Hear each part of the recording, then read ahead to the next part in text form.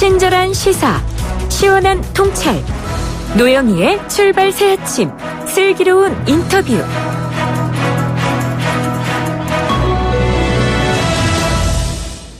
네, 조국 법무부 장관 취임 한 달 이후에 법무부의 검찰 개혁안이 발표가 됐습니다. 대한민국을 연일 떠들썩하게 하는 검찰 개혁 정말로 시작이 되는 건지 기대 반 우려 반이 있는데요. 조국 법무부 장관의 검찰 개혁안 핵심 내용과 쟁점이 무엇인지 한번 더불어민주당의 표창원 의원과 함께 짚어보도록 하겠습니다. 의원님 안녕하세요. 네, 안녕하세요.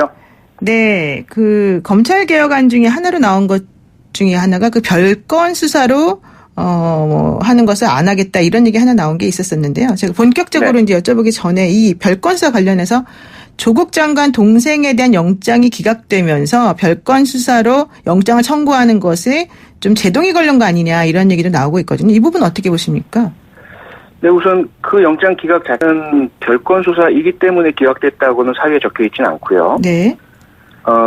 다툼의 여지가 있다, 쟁점이 있고, 그리고 증거 확보는 이미 압수수색으로 다 되어 있다. 네. 이런 것들이 기각 사유인 것으로 보이고요.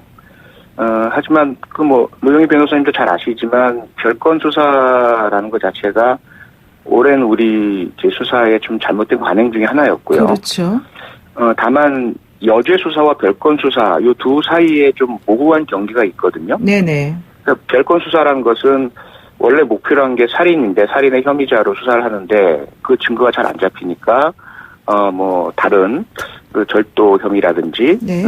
전혀 다른 혐의로 일단 입건을 해두고 수사를 하기 유리하게 만들어 놓고 실제로는 입건된 사건이 아니라 노리고 있는 살인 혐의를 계속 수사하는 거예요. 이걸 좁은 의미의 별건 수사라고 말을 하는 거죠. 그렇죠. 그런데 여죄 수사는 어떤 혐의에 의해서 이제 수사가 들어가고 입건돼서 하는 와중에 다른 혐의가 자연스럽게 발견이 됩니다.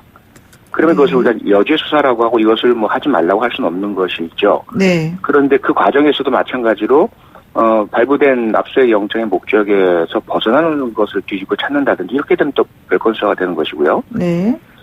그래서 이 별건 수사 문제는 오랜 좀 잘못된 관행이기도 하고 수사의 어떤 칼이 너무 크고 강하고 무거워서 수사 앞에 많은 분들이 위축되고 또는 억울한 피해를 입을 수 있는 이런 여지가 있었던 것은 분명합니다. 그러니까 별건 수사는 기본적으로 약간 편법적인 수사이기 때문에 그렇게 하면 되지 않는다. 이런 얘기가 법 쪽에서 오랫동안 나오던 얘기였는데 결국 그런 부분도 검찰개혁에서 좀 중요하게 다루는 이슈다 이런 얘기신 것 같습니다. 네, 맞습니다. 네, 그리고요 이제 그 본격적으로 얘기 나누겠습니다. 조국 법무부 장관이 국민을 위한 국민의 시각에서 검찰개혁안을 발표한다 이런 얘기가 있었는데요.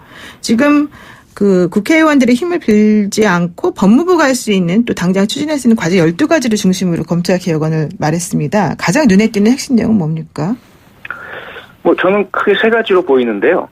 하나는 그 수사의 관행 개선이죠. 네. 심야 수사 금지 그리고 하루에 수사할 수 있는 수사의 조사죠. 조사의 시간을 제한한다는 부분도 네. 있고요.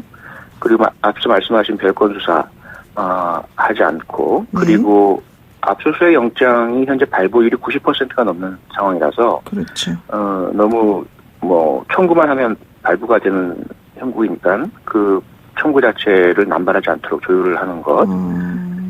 이런 부분들이 아마 수사 관행 개선의 핵심인 것 같고요. 네네. 그다음에 이제 두 번째로는 검찰 조직 내부의 문제 해결이죠. 오랜 기간 문제왔던 형사 공판부가 가장 일이 많은데 네. 오히려 인력도 부족하고 승진 기회도 부족하고 그런 가운데 소위 귀족 검사라고 불리는 소수 일부의 검사들에게만 권한이나 특혜가 집중되는 문제를 해소한다라는 것이고요. 네. 그다음에 이제 검찰은 행정부 소속의 행정기관인데도 사무감사라든지 직무감찰의 어떤 영향으로부터 상당히 벗어나 있었거든요. 네.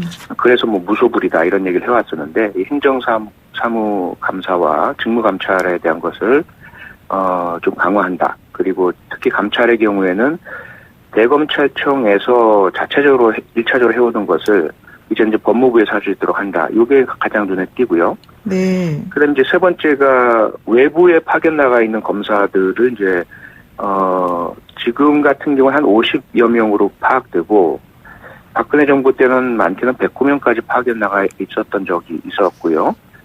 그로 인한 폐해도 심각한데 이 부분을 이제 일단은 최대한 줄이고 앞으로는 심사위원회를 만들어서 파견의 적절성을 검토하고 확인한 이후에 하겠다. 이런 부분들이 가장 제 눈엔 띕니다. 네, 그렇군요.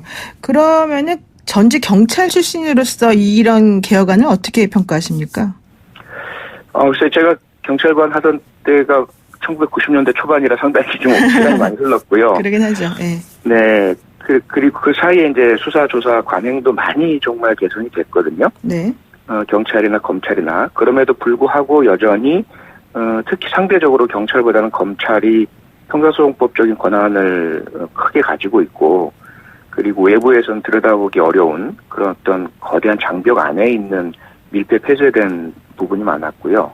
그로 인해서 변호인들이 되게 1심에서는 포기하는 현상들이 많았습니다. 네. 2017년만 보더라도 형사사건의 1심 유죄 판결률이 아시겠지만 19.29%예요. 그렇죠, 사실은. 예. 네. 그러면 이제 대개 1심에서 뭐 국선 변호인이든 사선이든 정보의 부족 그리고 검찰의 막강한 수사 힘 이런 것들 때문에 제대로 다퉈보지도 못하고 항소심 가서야 이제 파기율이 한 40% 넘게 나오는데 그런 부분들이 이젠 좀 균형을 잡을 수 있는 이런 개혁의 좀 출발점이 될 수 있지 않겠느냐. 네.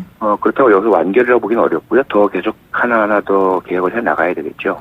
그런데 사실 이제 그 윤석열 검찰총장과 조국 법무부 장관이 검찰 개혁안을 놓고 좀 경쟁하듯이 서로 자꾸 이것저것 내놓는 것이 조금 문제 아니냐라는 얘기도 있었는데 조국 법무부 장관은 그 8일 날인가요? 대검찰청이 내놓은 개혁 방안을 어느 정도 수용을 다 해서 또 발표를 했단 말이죠. 그렇다면은 이제는 좀 어느 정도 화해가 된 겁니까?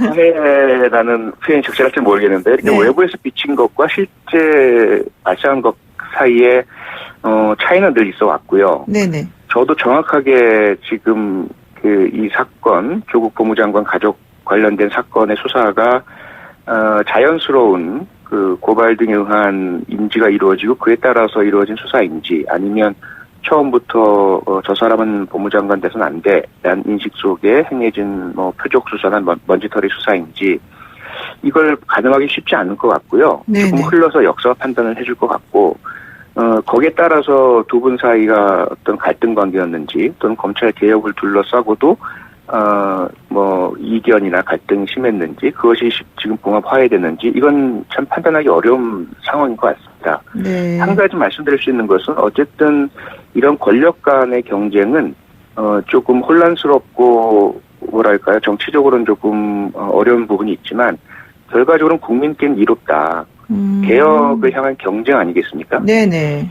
검찰과 경찰 간의 관계도 마찬가지고요. 둘이 사이가 너무 좋아버리면 피해보는 건 또 국민이거든요. 네. 근데 둘이 경쟁을 하면 어쨌든 개혁은 되니까 그런 좀 장점도 있는 것 같습니다. 그러니까 검찰과 법무부 사이에 약간의 긴장관계 이런 것들은 오히려 국민에게 이로울 수 있다 이런 얘기를 하셨습니다. 네네. 그런데 그 더불어민주당에서는요, 이 검찰개혁특별위원회에서 뭐 내놓았던 그런 브리핑 특수부 뭐 관련해서도 좀 더 과감하게 이거를 폐지하거나 축소하는 입장으로 가야 된다 이런 얘기 하시는 것 같은데 그럴 필요성에 대해서는 어떻게 보세요? 네, 원론적인 부분과 또 장기적인 미래적인 부분에서는 맞는 말이라고 생각이 되고요. 네. 다만 현실을 보면 검찰 내부하고도 이제 저는 조금 얘기를 많이 좀 하고 있는데 네. 그분들은 지금 주요 경제사범, 복잡한 뭐 주가 조작 사건, 혹은 뭐 재벌 등 관련 범죄 이런 것들은 이제까지 오랜 기간 검찰 특수부에서 해왔고, 그렇죠. 그걸 지금 당장에 만약 해체하거나 축소한다는 것은 오히려 국민과 국가에 피해가 간다. 네. 부정과 부패가 더 잘 드러나지 않는 구조가 될 수 있다. 범죄자들만 좋아할 것이다. 이런 뭐 반응도 분명히 현실적입니다. 네. 그래서 어떤 그 방향성과 원칙, 미래를 향한 미래 지향성 이 부분에서의 제시와 그 개혁의 시점, 언제 그것이 이루어질 것이냐, 그때까지 과연 개혁을 향한 변화의 준비들은 되느냐, 이 부분들은 또 다른 차원이라서 저희가 그렇게 이제 미래지향적인 검토 발표 말고 현실적인 부분도 치열하게 좀 들여다보고 있습니다. 그러니까 사실 특수부가 가지고 있는 순기능이 있습니다. 적폐 수사도 지금 잘 하고 있고. 그런데 그런 것들을 전체적으로 보지 않고 너무 일면만 보면서 좀 비난하는 것은 옳지 않다 이런 입장도 있는 것 같아요. 네네. 충분히 공감합니다. 네, 그러면은요. 특히 이제 검찰에서 지금 반발하고 있는 내용 중에 하나가 법무부가 이 검찰을 감찰한다 이런 강화 내용이거든요. 이건 어떻게 보세요? 네, 늘 있는 부분이고요. 제가 이제 행안위에 있을 때도 경찰에 대해서도 현재 경찰청장이 가지고 있는 감찰권을 네. 경찰위원회로 이관하라라는 법안을 제가 제출을 했습니다. 네. 당연히 경찰에서는 강하게 반발을 하죠. 국방부에서 조사단, 수사단으로 그 각 군의 범죄 중요한 장성급 범죄를 수사합니다. 처음에 그러한 시도에 대해서 군은 대단히 반발했었죠. 네. 그러니까 일선에서 뭐라 그럴까요? 좀 그 조직의 기강과 그리고 스스로의 전문성과 이런 것들로 무장된 조직 집단일수록 외부의 도배에 대해서는 대단히 민감하게 반응을 하고요. 특히 검찰의 경우에는 법무부나 또는 권력이 검찰 수사에 대해서 영향을 미치려 하는 것 이런 부분에 있어서는 상당한 이제 민감한 반발을 하고 있고요. 네. 그래서 법무부의 감찰이란 것도 그동안 학계나 법조계에서는 꼭 필요하다라고 얘기를 해왔지만 그 의도나 시기에 있어서는 대단히 신중해야 합니다. 그래서 지금 현재 논란이 되고 있는 이 상황에서 바로 적용하는 것은 절대로 저는 반대이고요. 네. 다만 지금 뭐 법무장관 가족을 둘러싼 수사 등 모든 것들이 다 마무리된 뒤에 원칙과 방향성, 미래지향성 이 부분에서 서로 동의 합의가 될 수 있도록 그런 지금부터 많은 소통이 필요하고 그런 제도적인 완비를 위한 노력들이 좀 더 치밀하게 이루어져야 된다고 생각을 합니다. 다만 방향성은 분명히 맞고요. 네, 그렇군요. 오늘 국정감사 때문에 바쁘신데 바쁜 시간 쪼개서 내주셔서 감사합니다. 오늘 말씀 네, 드리겠습니다. 고맙습니다. 네, 고맙습니다. 네.